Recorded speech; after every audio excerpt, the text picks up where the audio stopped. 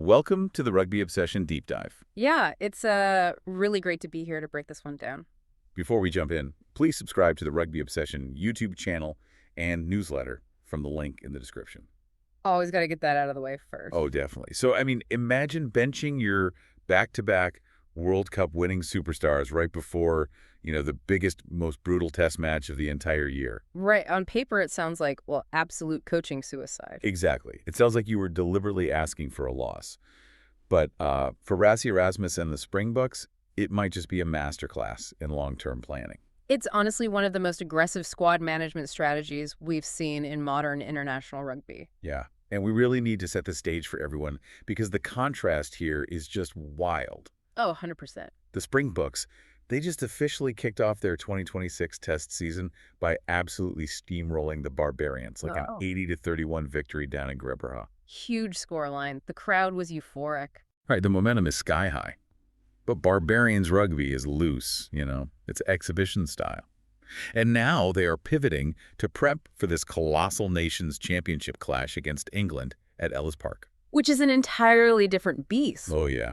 This is structure, heavy kicking battles, just brutal, high-stakes attrition. And that's exactly why this squad announcement sent such shockwaves through the sports media. Yeah, because conventional wisdom says you wrap your proven veterans in bubble wrap and deploy them, right? Yeah. You lean on the guys who've been in the trenches. Exactly. You bring out the heavy artillery, but Rassie went the exact opposite direction. He really did. We are seeing some glaring, massive absences for this England game.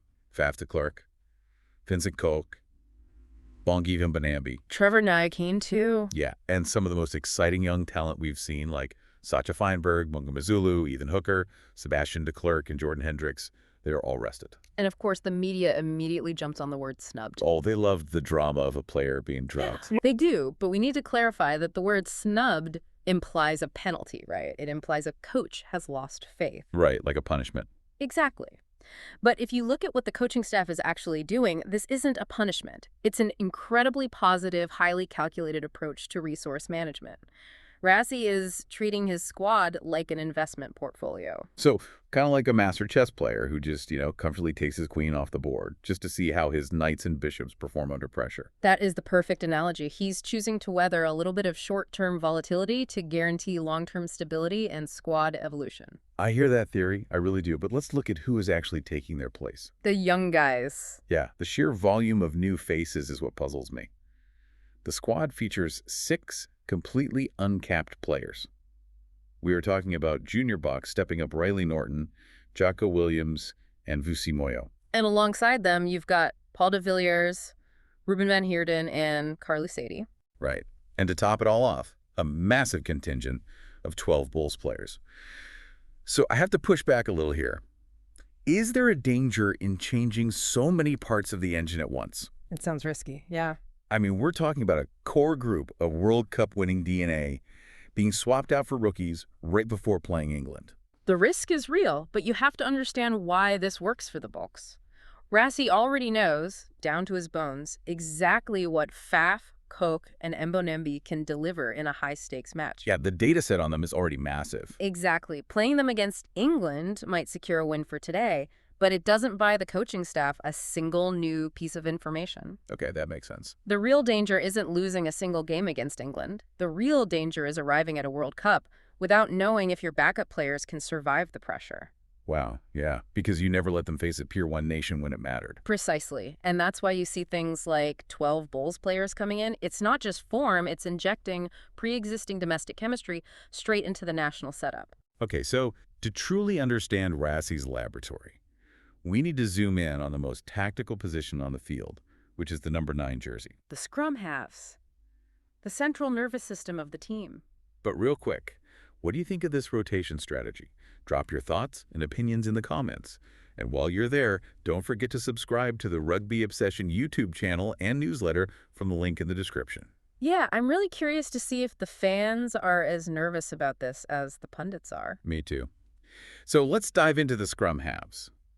Rassie has this very specific philosophy, right? He calls it the rule of 4. Yeah, the Buckas always like to have 4 scrum halves in the squad. And the structure of that is super interesting. It's basically 1 highly experienced veteran, and then others who are either finding their feet or are hitting their mid-career prime. Exactly. So with Faf stepping back for this round, 35-year-old Cobus Reinach steps in as the veteran anchor. Right, and he brings that famous breakaway speed, but more importantly, he brings a psychological safety net. He absorbs the chaos of test rugby and buys the team that extra second to reset. And then the returnees completing the quartet are wild.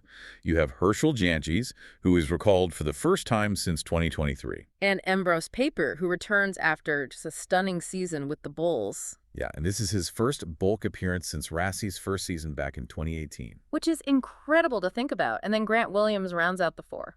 Though we should note that Morné Vandenberg and Jaden Hendricks are currently sidelined with injuries, but the structure of the four still hold up. It absolutely does.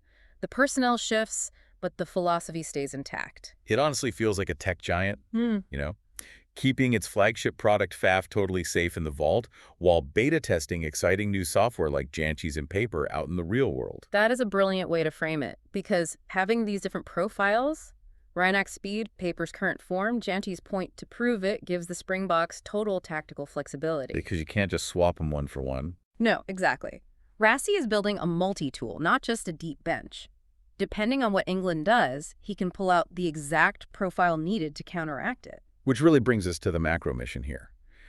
All of this micro-level testing at the scrum half position is directly tied to the ultimate goal. The Rugby World Cup in Australia next year. Yeah. Chasing a historic three-peat. Which is just completely unprecedented. And Rassie actually had a specific quote about this. He said, "They are working towards the World Cup and want to make sure that when they get there, they've, quote, look at everybody." It's such a simple line, but it explains the entire strategy. Accepting vulnerability today to guarantee invincibility tomorrow. But let me ask you this. When a coach says they want to look at everybody, how does that actually impact the mindset of a player? That's a great question. Because, are they playing with freedom, or are they terrified of making a mistake in their one big audition? Well, that is where the brilliance of the South African rugby structure shines.